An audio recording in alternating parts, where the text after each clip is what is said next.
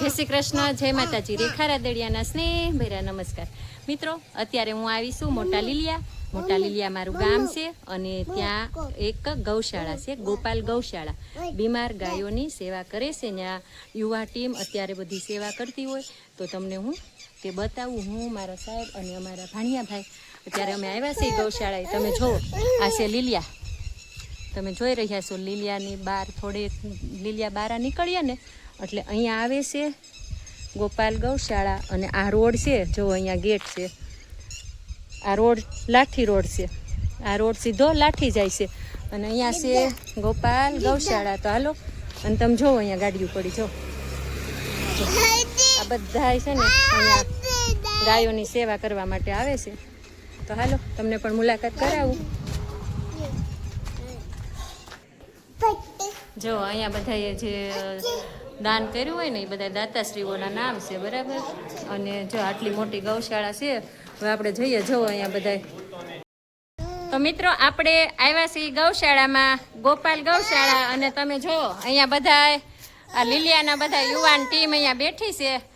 આ કોઈ સામાન્ય ટીમ નથી હો, આ બધા કામ કરીને બેઠા છે. અહીંયા બધી બીમાર ગાયો હોય ને એની આ લોકો સેવા કરે છે. જય ગૌ માતા. જો એનો રણકાર જોયો તમે? થઈ ગઈ સેવા? તમે રોજ અહીંયા આવો છો રાત્રે? બોલો હાલો, તમારું શું કામ કરો અહીંયા આવીને?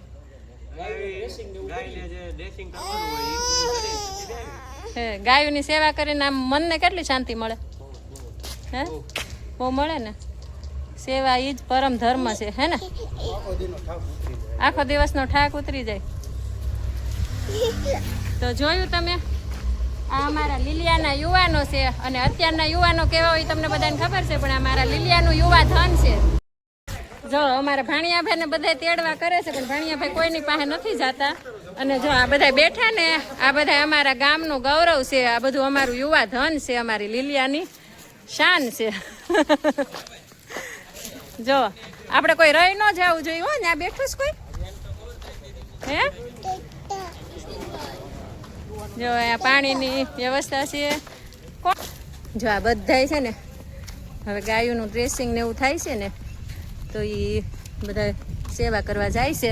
તો હાલો, આપણે પણ જઈએ અને તમને પણ બતાવીએ. ગાય ગાય જોઈ છે ને, ગાય ગાય ગાય જોઈ છે. અમારે ભાણિયાભાઈ કોઈની પાસે નહીં જાય એટલે મારે તેડા રાખવા પડશે. જો આમ જો આ લોકોને કેટલો આનંદ મળે છે ગાયોની સેવા કરવાનો. જો તમે જોઈ રહ્યા છો, જો અહીંયા ગાય દોવે છે. જો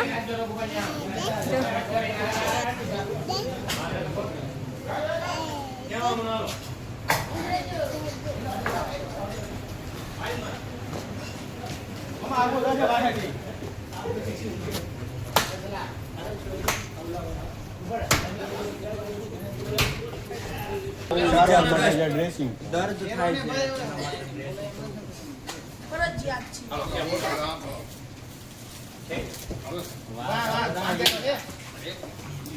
મોટું નહીં જ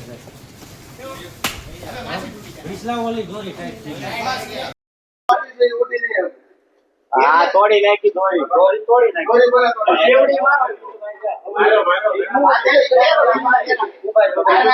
નિલેશભાઈ ઓરા છે, એમની પણ યુટ્યુબમાં ચેનલ છે, તમે જોજો. અને ઈ પણ આખો દિવસ બધા મહેનત કરે છે. બધા પોતપોતાના કામમાં વ્યસ્ત હોય છતાં રાત્રે આ બધા યુવાનો અહીંયા આવે છે અને ગાયોની સેવા કરે છે. તો આપણે એમની પાસેથી જ જાણીએ ગાયો વિશે. વંદે ગૌ માતરમ. અત્યારે હાલ આપણે જે જગ્યા ઉભા છીએ એ અત્યારે લીલિયા ગોપાલ ગૌશાળા છે, અમરેલી જિલ્લાની. આ ગૌશાળા સૌરાષ્ટ્રની હું માનું છું એવી ગૌશાળા છે, અહીંયા એક પણ ગાય દૂધણી નથી. અહીંયા 300 થી વધારે આ ગૌ માતા છે. અને બધી ગાયો છે ને, જે અત્યારે તમને જે દેખાય છે, બધી ગાયો છે ને બીમાર હોય, લૂલી લંગડી અસહાય હોય, એને અહીંયા લાવી સાજી કરી અને આ બધી ગાયો છે. અહીંયા વાસડા વાસડી નંદી, અહીંયા તમામ પ્રકારના જે ગૌ વંશજો છે એને સાચવવામાં આવે છે ને એની જીવન પર્યંત અહીંયા સેવા કરવામાં આવે છે. અને જે કાંઈ જીવન પર્યંત સેવા કરવામાં આવે છે ને, એનું જે કાંઈ આમ કેવાય ને કે મૂળ એનું કે ઋણ સ્વીકારી ન શકાય એવા એના જે નવયુવાન ગૌશાળાની જે ટીમ છે ઈ લોકો આ નંદીની આ ગૌશાળાની બધાની સેવા કરે છે, એનું હેન્ડલિંગ કરે છે. તો હાલો હું તમને ઈ ગૌશાળાની ટીમ મારે મળાવું. આ આપણી પાસે ગૌશાળામાં 2 યુનિટ છે. અત્યારે આ લાઠી રોડ ઉપર સ્થિત આ 1 યુનિટ છે અને બીજો યુનિટ જે આમાંથી ને સાવ સાજી થઈ ગઈ હોય ગાયો એ બીજા યુનિટમાં ત્યાં રાખવામાં આવે છે. અને આ જે બાજુના વોર્ડમાં છે ઈ મોટી ગાયો છે, આ નાના નાના વાછરડા છે. જો અત્યારે લાઈવ તમને અત્યારે જે ડ્રેસિંગ થાય છે ને હું દેખાડું, હાલો તમને લઈ જાઉં ત્યાં. જો આ નવ યુવાનો છે.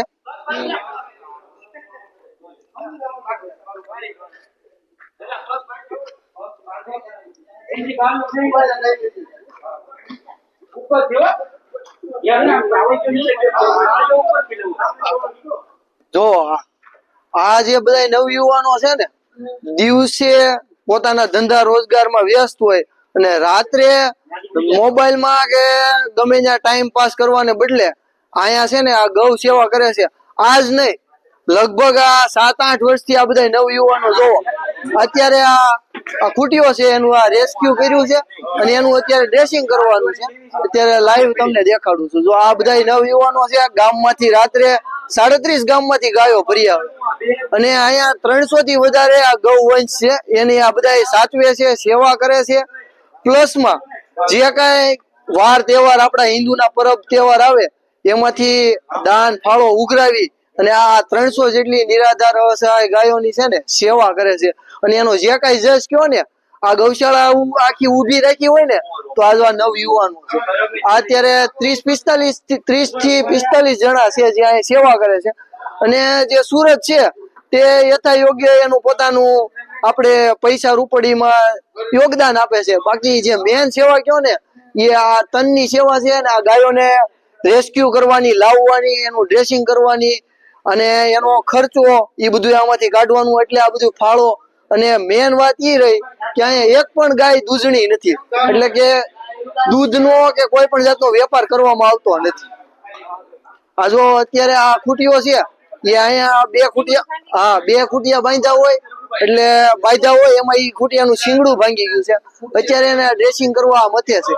અને આમ જોવો જો કેટલી તાકાત કરે આવડું મોટું જીવ અહીંથી 30-40 જણા ઘરની ગાડીઓ લઈને બહાર ગામ જાય, કુવામાં પડી ગયું હોય ત્યાંથી કાઢીને લઈને આવે. આ તમે જો આ જો 30-40 જણા ઉભા છે ને આ કોઈથી એકલાથી હેન્ડલ નથી થતું, એને આ કુવામાંથી કાઢીને લઈને આવે.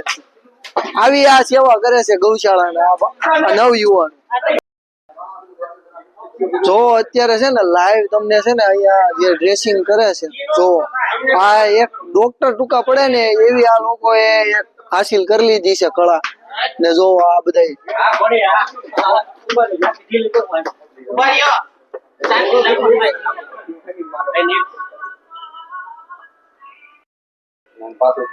જો અત્યારે તમને લાઈવ ડ્રેસિંગ દેખાડું છું આ શિંગડાનું. અને આ જીવના જોખમે આ નવયુવાનો આ લીલિયાના બધા સેવા કરે છે.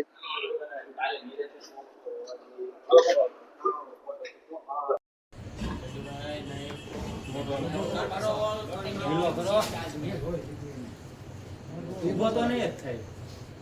ઉભો થાવ કે એને ઢીલો મૂકો એને ગળે આટી મારો ક્યાંથી ઢીલો છે? ઈ ઢીલો છે, ગળે આટી વાળી દીધી છે. નથી ઢીલી. ઢીલી છે. આપો કે મંજે પેલા કોને? એ બધી દવા ને એવું રાખો હે ને. તો આખું મેડિકલ છે આ પશુઓનું. જો આ બધા આવી ગયા છે ડ્રેસિંગ કરીને. થઈ ગયું ફાઇનલી ડ્રેસિંગ. મહા મુસીબત હજુ ને મને બીક લાગવા મળી હતી હો. ધન્યવાદ આપવો પડે તમને બધાને. હેલો બધા આપી રહ્યા જો આ હે આપી રહ્યા બધા. હો નિલેશભાઈ તો આ લોકોને ધન્યવાદ આપવો પડે. એટલે આ આખી ગૌશાળા છે ને આ બધા આખી આ ટીમ રહી ને એની ઉપર જ ઊભી છે. ફંડ લઈ આવે, દાન લઈ આવે, આ સેવા કરે. ગામડે થી ગાયો છે ને રેસ્ક્યુ કરવાની 37 ગામમાંથી ગાયો લઈ આવે. પછી અત્યારે જો બધા લીલો ચારો નિરણ વાવ્યું હોય એ આ બધા છોકરા સનેડો લઈને લેવા છે. એટલે આ ટ્રોલી લઈને એમાંથી આ વાઢીને રાતે લઈ આવે અત્યારે હમણાં ઈ ચાલુ થાય વાઢવાનું